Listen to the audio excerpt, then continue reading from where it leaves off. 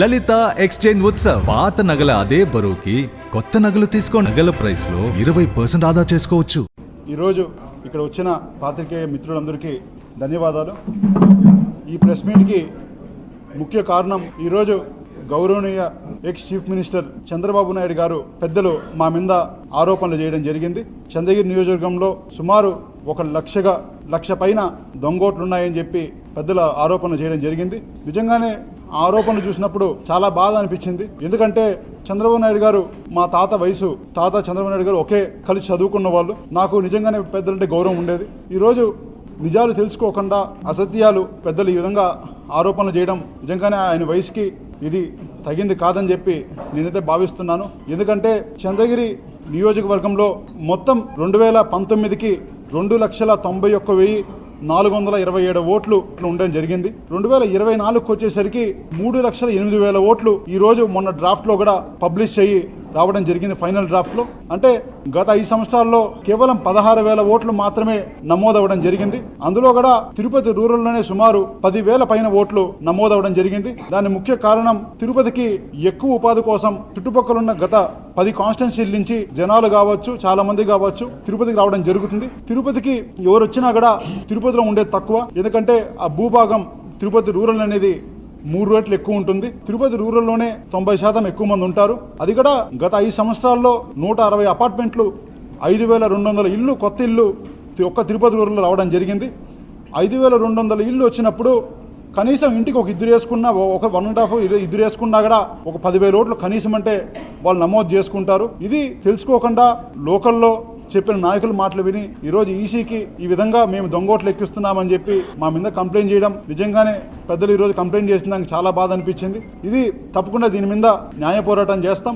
అదేవిధంగా న్యాయ పోరాటాలతోనే కాకుండా తప్పకుండా ఇదే విధంగా అసత్యాలు చెప్తే మేము ఎంత దూరమైనా దీని మీద వెళ్ళి తప్పకుండా ఆమరణ నిరాదీక్షకు కూడా నేను కూర్చుంటానని తెలియజేస్తున్నాను.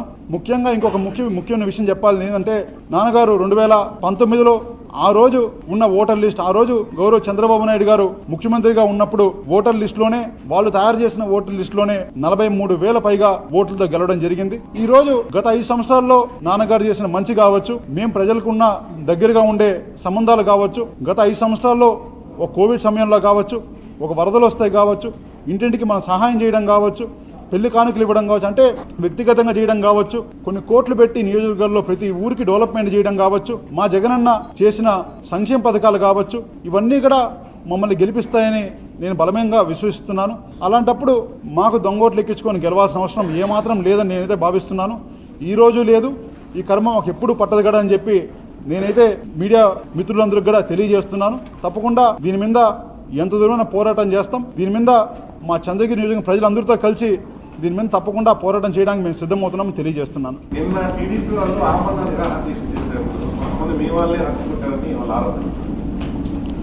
నిజంగానే నేను ఆ విషయం నేను బాధపడాలి. ఎందుకంటే 2023 సెప్టెంబర్లో ఒక 3 నుంచి 4 రోజులు టైంలో 14,400 ఫామ్ 7లు అంటే ఇక్కడ ఓట్లు డిలీట్ చేయాలని చెప్పి ఒక దొంగ పేర్లతో ఎవరో ఒక స్వీడన్లో ఉంటారు, అమెరికాలో ఉంటారు, ఆస్ట్రేలియాలో ఉంటారు, చిత్తూరులో ఉంటారు, లేకపోతే బెంగళూరులో ఉంటారు.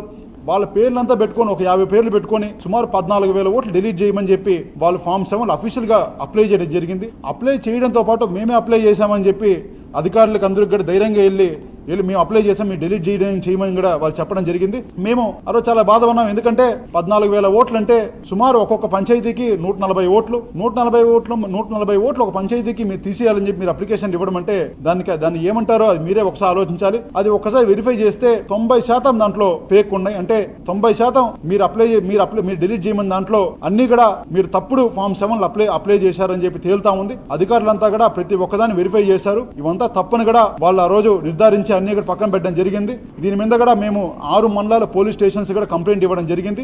దాంట్లో కూడా ముఖ్యంగా దళితులు, ఎస్సీలు, అదేవిధంగా క్రిస్టియన్స్, మైనార్టీస్, కొన్ని ఓసీల్లో కొన్ని అప్పర్ క్యాస్ట్ని బేస్ చేసుకొని కులాల వారీగా డిలీట్ చేయాలని చెప్పి కూడా వాళ్ళు ఈ విధంగా ఫామ్ 7 పెట్టడం జరిగింది. దాని మీద మేము 4-5 సార్లు పోరాటం చేయాలని చెప్పి మేము అధికారులకు వినతి పత్రం ఇవ్వడం జరిగింది. నిన్న మేము కూడా 2 గంటలకు 3 గంటలకు వెళ్ళి మేము మా వినతి పత్రం ఇచ్చి అక్కడ కూడా మా నిరసనగా తెలియజేస్తా ఉంటే తెలియజేసిన 15-20 నిమిషాల్లో పోలీసులు మమ్మల్ని కూడా అందరినీ కూడా ఇమీడియట్ గా వెకేట్ చేయించడం జరిగింది. తర్వాత టీడీపీ వాళ్ళు వెకేట్ చేయించడం జరిగింది.